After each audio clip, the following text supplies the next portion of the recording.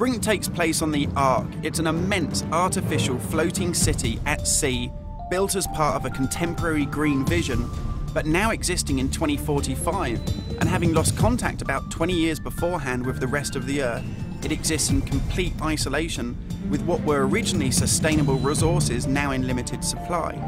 The result of this is that competing social factions have been thrown into an isolated and horrific conflict. We're heading to the Ark's airport.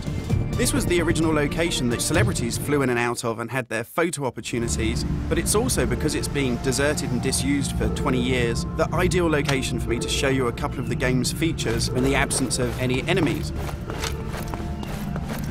Now, Brink uses those same familiar shooter controls that you're used to, but without the artificial constraints, because we've developed a new system that we're calling SMART.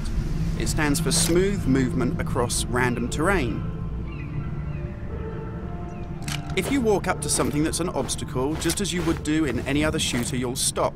But if you want to try and indicate to the game that you want to get somewhere as quickly as possible, using this SMART button, you're able to vault, mantle, and climb with ease. And this is a cool system for helping you navigate through the game, but it's not an autopilot. You don't enter a canned animation that you can't get out of. It's great for advanced players too. If you're approaching an obstacle, like a security sensor, and you want to make it through that obstacle without perhaps alerting the enemy to your presence, you could just look up, and you'll mantle up and over that automatically.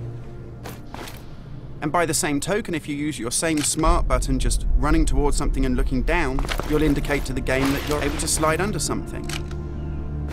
And this is really important because in Brink, we want you to be able to make tactical decisions about where you go and how you play. It's not a rail shooter where you're on a kind of minecart witnessing canned cinematics. And that's important too, because in Brink, irrespective of whether you play offline or online, you can create a cool identity for yourself that really reflects how you want to play the game. So in Brink, you take on a combat role that suits your preferred playing style, whether you're on the front line attacking the enemy or perhaps at the rear doing support. You'll take part in military objectives as part of a coordinated squad.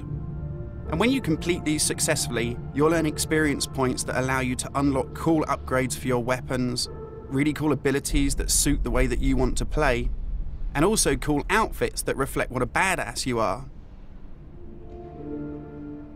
And you can do this irrespective of whether you play offline in traditional single-player style mode with no internet connection, or play cooperatively with up to 7 friends, or go online and play fully where the entire game is full of strangers.